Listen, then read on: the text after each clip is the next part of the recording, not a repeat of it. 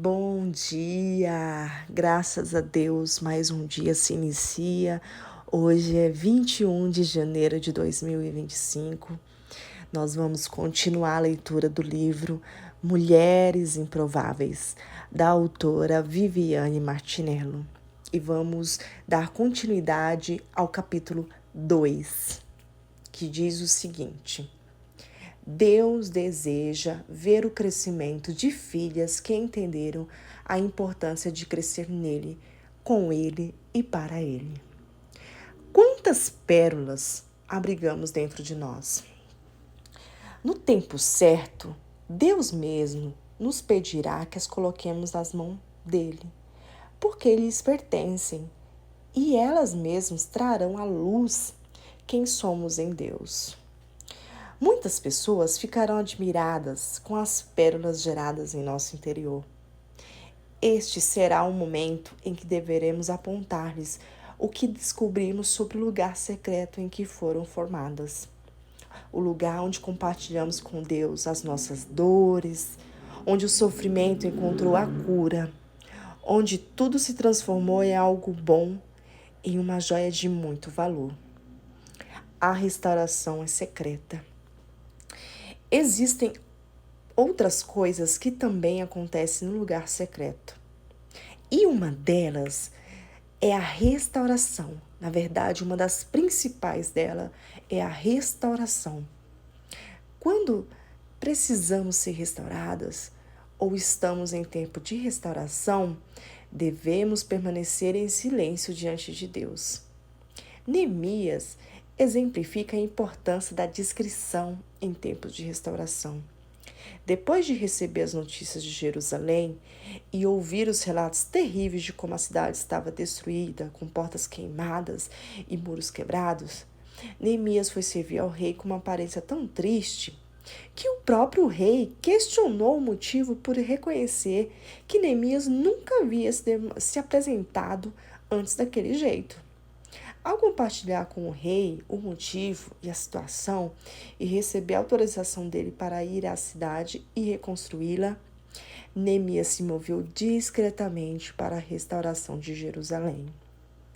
Eu deixo para vocês lerem Neemias 2, do 12 ao 16. Neemias estava diante de um processo de restauração e não falou nada a ninguém, esperando o momento certo para contar que estava ali para restaurar os muros e toda a cidade de Jerusalém. Muitas mulheres têm atravessado tempos de restauração, tempo em que nada parece prosperar e se questionam o porquê. Em muitos casos, o motivo é simples. Tem contado o que deveria ser segredo e revelado apenas diante do Pai. Os processos de restauração devem acontecer na intimidade com Deus. Não podemos ser expostos, porque quando são expostos antes do tempo, podem ser alvo de incompreensão, zombaria e até acusações. Neemias 2, do 17 ao 19, vocês podem também ler.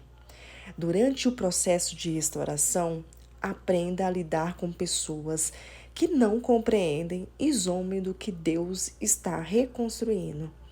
A Igreja Abba Pai é uma restauração de Deus para nós. É uma casa que curou o nosso coração e nos restituiu de muitas perdas que sofremos. É principalmente uma reconstrução de eu acreditar de novo na igreja, porque eu já tinha desacreditado. Durante o processo de restauração, aprenda a lidar com pessoas. Em 2015, no início da construção do Abba Pai, algumas pessoas não acreditavam no que Deus estava gerando. Outras questionaram o que estava nascendo. Naquele momento, foi necessário aprendermos a tomar cuidado com as palavras que não eram compatíveis com a ação de Deus no processo da nossa restauração. Além disso, não devíamos nos entristecer com as pessoas que não compreendiam o que estávamos vivendo. No processo de restauração, esteja preparada para percorrer e caminhar discretamente sobre ruínas, andar sobre escombros, observar e avaliar as perdas antes de dar acesso ao terreno e ao processo de reconstrução na sua vida. Neemias caminhou sobre os escombros em silêncio. A situação é difícil? As portas da cidade estão queimadas? Os muros foram destruídos? Não podemos expor a nossa destruição em rodas de conversas. De fato, necessitamos aprender a silenciar e ser discretas para preservar nossa reconstrução. Vença as batalhas secretamente.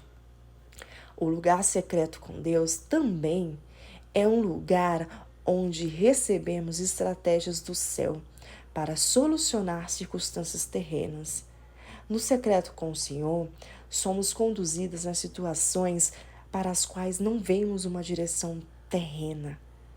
Conflitos conjugais ou relacionais são resolvidos e guerras são desarmadas quando andamos nas estratégias que recebemos no secreto com o Pai. Esther teve sabedoria de buscar na intimidade com Deus a estratégia para livrar o povo hebreu de um grande massacre. Quando seguimos as orientações do Senhor em silêncio, os céus se movem para contribuir conosco. Em 1 Samuel 17, encontramos o relato de outra construção ou de uma batalha vencida em segredo. Davi, porém, insistiu: tomo conta das ovelhas de meu pai. E quando um leão ou um urso aparece para levar um cordeiro do rebanho, vou atrás dele com meu cajado e tiro o cordeiro da sua boca. Se o animal me ataca, eu o seguro pela mandíbula e dou golpes nele com o cajado até que ele morra. Fiz isso com o leão e o urso, e farei o mesmo com esse filisteu incircunciso, pois ele desafiou os exércitos do Deus vivo. E disse ainda: o Senhor que me livrou das garras do leão e do urso, também me livrará desse filisteu. Por fim, Saul consentiu. Está bem, então vá, disse, e que o Senhor esteja com você. Não podemos matar Golias sem antes vencer leões e ursos. Igualmente, não podemos matar feras e gigantes sem antes vencermos as batalhas secretas que travamos em nossa... Desculpa, vou corrigir. Igualmente, não podemos matar feras e gigantes sem antes vencermos as batalhas secretas que travamos em nosso interior. Medos ocultos e lutas secretas precisam ser vencidas, e as batalhas que já vencemos devem nos lembrar que o mesmo Deus nos fez vitoriosas ontem garante a vitória para nós também hoje. O mesmo Deus que nos livrou das batalhas internas é poderoso para nos garantir vitórias externas. É no lugar secreto que recebemos toda a força necessária para vencer os Golias que nós afrontamos hoje. Davi soube reconhecer as armas que tinha nas mãos. E assim como ele, precisamos discernir as armas que temos para derrubar os gigantes que estão diante de nós. Em primeiro lugar, devemos saber quem somos em Deus e que Ele nos prepara para a batalha. Em segundo lugar, Ele nos dará autoridade para vencer em público e servir de ponte para a reconstrução de outras. Muitas de nós serão levantadas para levantar e atuar como construtoras de Deus na vida de outras mulheres. Mas para isso, precisamos estar nesse lugar secreto com Deus, onde seremos construídas na intimidade com Ele. Construa no lugar secreto e permita que as construções geradas nele falem por si mesmas. Deus sabe o que está fazendo quando nos lança no deserto.